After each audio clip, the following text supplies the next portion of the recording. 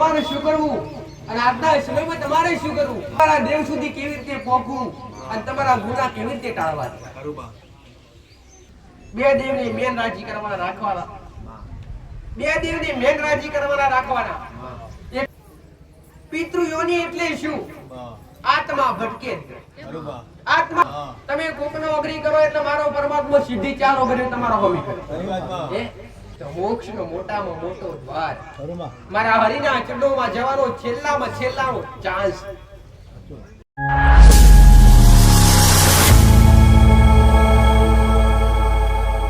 તમારા બાપ દાદા તમને કઈ જાવ આનું આમ થાય તો તમારા મારી પાસે દુનિયાની માતા દુનિયાના ભૂમે ના ફરવું પડે.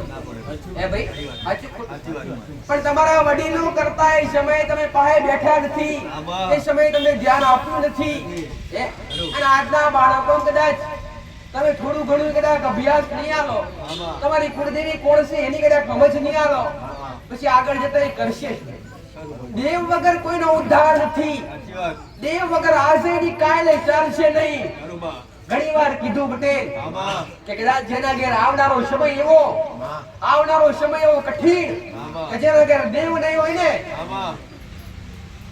એના ઘેર કોઈ લાજ નહીં હોય, કોઈ મર્યાદા નહીં હોય, અને એના ઘેર કોઈ લક્ષ્મી ન હોય પટેલ, અને એના ઘેર દરિદ્રતાનો વાસ છે.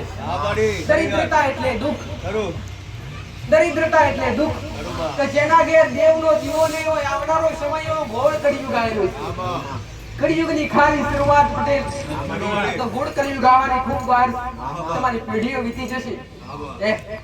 આવનારા સમયમાં તમારે શું કરવું અને આજના સમયમાં તમારે શું કરવું એ શીખ આપવા માટે બેઠી છું.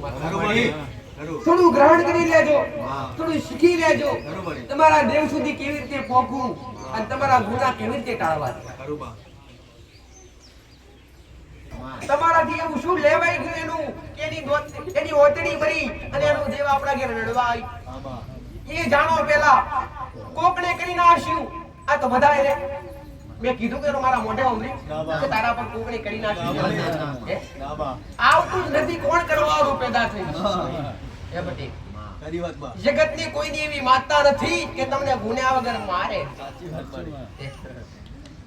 આ જગતની કદાચ નિયમ ફરતા હોય, ગાડીઓ હોય, મોટી ગાડી હોય, નાની ગાડી હોય, ગમે એવી કદાચ આગળ પાછળ કોઈ પોલીસ ઊભી હોય તમારી ભૂલ વગર રોકે નહીં. કદી સરકાર રોકે કરી એમને કદી ના રોકે. કશું દેવ ઘોડું છો તમને એમને બાંધી પડે કદી ના બાંધે.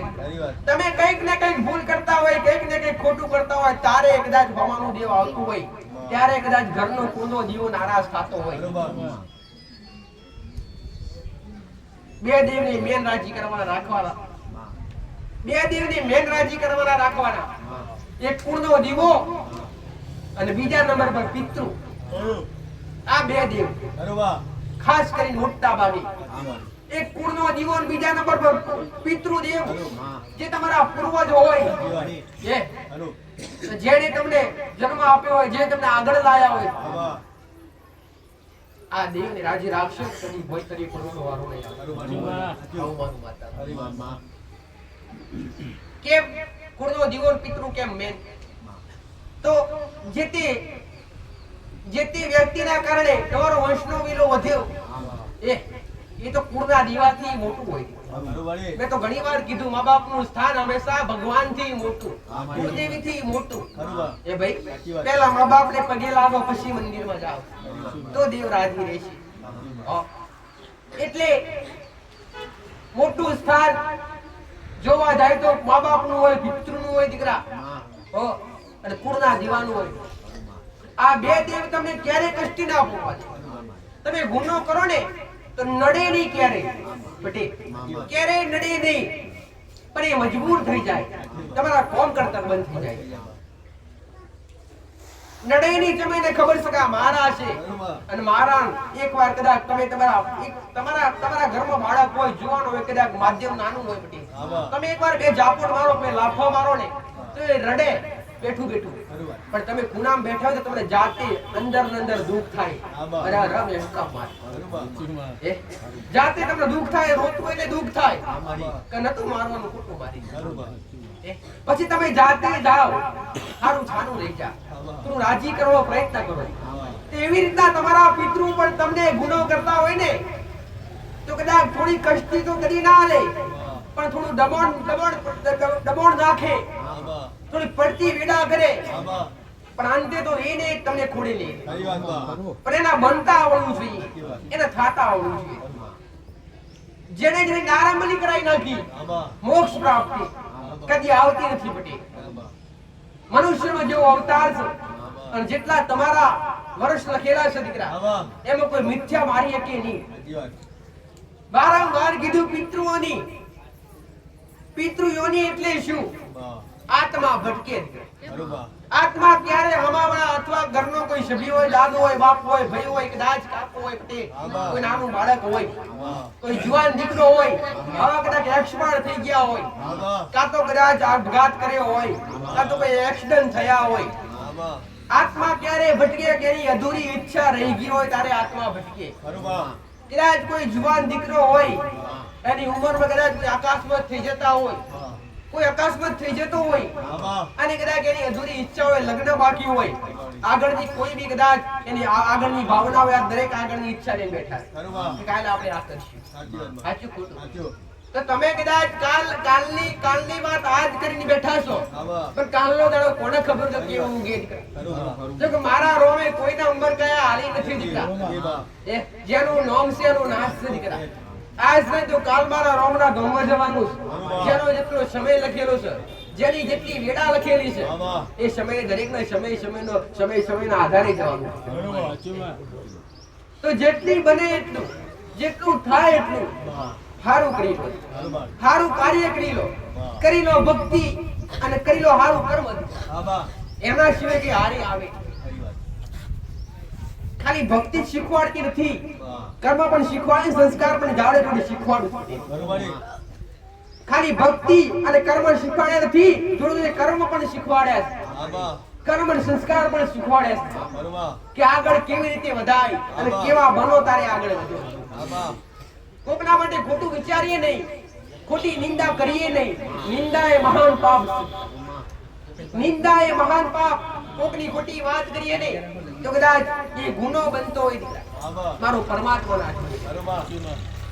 તમે તમારા અંદર મગ્ન રહો દીકરા, તમે તમારી અંદર મગ્ન રહો. તમે જે તમારું કાર્ય કરતા હોય તમે સંભાળી લો. તમે તમારી માન ભજતા હોય તમારા પોતાના જીવન ભજા કરો. તમે તમારા મા બાપને ભજતા હોય તમારા મા બાપને ભજા કરો. તમે જે તે સંપ્રદાયમાં રહેતા હોય, રોમના બનતા હોય, ભગવાન કૃષ્ણને માનતા હોય, રોમાપીરને માનતા હોય, શંકરના માનતા હોય, સ્વામિનારાયણને માનતા હોય, જે તે તમારી આસ્થા વિશ્વાસ હોય એ તમારું પેલા તમે ધર્મ સંભાળો.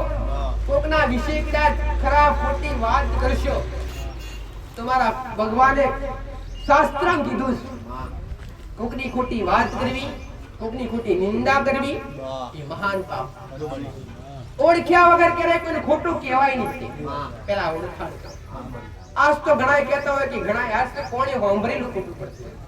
એ સાચું ખોટું તો પેલા સાચાનો અનુભવ કરીએ કે સાચું હશે ખોટું હશે.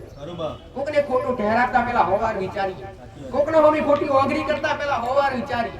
મેં તો ઘણીવાર કીધું બધી કે તમે કોકની ઓગરી કરો, તમે કોકનો ઓગરી કરો એટલે મારો પરમાત્મા સીધી ચાર ઓગરી તમારો હોમી કરે.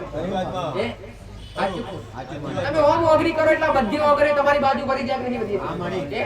તમારો ભગવાન એવું કહે છે કે એક ઓગરી થી તું હમા વ્યક્તિને ખોટો કહું છું, પણ તારી અંદર કેટલી બુરાઈઓ પડી છે, કેટલી ખોટેતા પડી, કેટલી તું કેટલો ખોટો છે તું પેલા જાણ. આ બધી ઓગરી તારા હોમી છે. એ કોણ બતાવે છે મારો રોંગ? કે કોકનો ખોટું કહેતા પહેલા તું તારી અંદર કેવું પડ્યું છે, તું કેવો છો એ જાતે તું તારી જાતને અનુભવ કર. ઓળખાણ પડતી નથી. આત્મો એ જ પરમાત્મા. તમારી અંદર આત્મા બેઠો એ જ મોટો મારો રોમ છે, એ જ મોટું પરમાત્મા છે. દરેકનું શરીર એક સમાન, દરેકની અંદર રક્ત ફરતું રક્ત એક સમાન, પણ આત્મા એક સમાન નથી. અને દરેકની આત્માની અંદર ઓળખ તમે કોકની કરી લો કે ધંધો કરવો હોય ને બટી તો જગ્યા જોવા જાય કેવી છે. લગ્ન કરવા હોય દીકરીના તો આમાં ઘેર જોવા જાય કે કેવું છે. કદાચ કોઈ બી કાર્ય કરો તો પેલા જોયા વગર કર નહીં. તમે તમારી આત્માને તમે કુદર ઓળખ્યા, તમે બધું ઓળખવા જોશો ખરા. કે તમારી અંદર જે બેઠ્યું છે એ કોણ છે ને કઈ રીતના ચરવસ. એકવાર તમારો આત્મા ઓળખાઈ જાય તો તમારો બીડો પાર થાય. આવું મારી ઉગતા બરબાદ ની માતા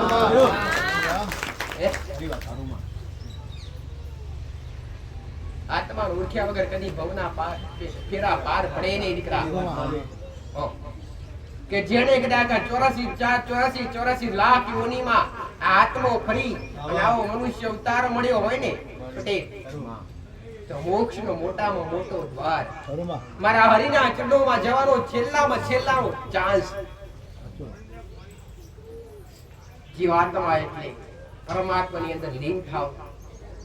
જેમ તમને હારા ખોટાની દરેકને પરખ છે દીકરા. આપણે આ કરશું એટલે આ પાપના ભાગીદાર છીએ.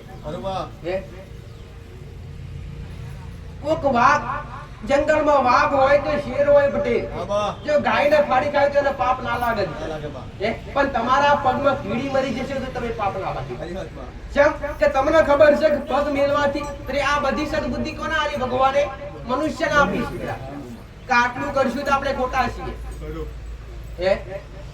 કોઈ પશુ મારશું તો આપણે પાપના ભાગીદાર છીએ.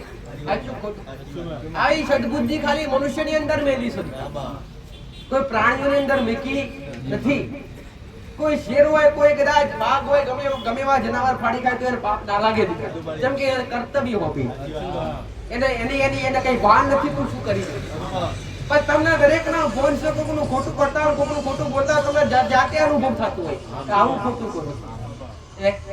અને તમને જાતે નો અનુભવ થયો છે, જેને કર્યું છે એને ખબર છે. કોકના માટે કદાચ કઈ ખરાબ વિચારતા હશો ને, એકવાર તમારા ભગવાને અંદર તમને એવું પ્રેરણા પૂરી હશે કે આ ખોટું કરું તો તમે પાછા નથી વળતા. તો તમે પાછા વળતા. એક વાતો મારો રોમ મારો ભગવાન તમને જાતના પ્રેરણા પૂરે છે કે આ કરવાથી આપણને આગળના સમયમાં નડશે. અને તમે કદાચ એ ડગલું ખરાબ ભરી લો ને તો આગળના સમયમાં આજ નહીં તો કાલ નડે ને નડે. આવું મારી મેરડી માતા દરેક ના આશીર્વાદ. આજ રવિવાર છે અને તમારો ભાવ અને પ્રેમ દેવને રાજી રાખે. હરખ કોને કહેવાય? કે દેવ જમવા નથી આવતું તો છતાંય તમે બે ટાઈમ દેવને જમાડવા માટે આગળ થાળ મેલો છો, એને હરખ કહેવાય. એટલે એના એ જોઈને દેવ રાજી રહે. કોઈ તહેવાર આવતો હોય અને એ તહેવાર પર જેટલી વસ્તુ વપરાતી હોય એ વસ્તુ દેવ આગળ મેકો, એ તમારો ભાવ, એને ગોળો ભાવ કહેવાય.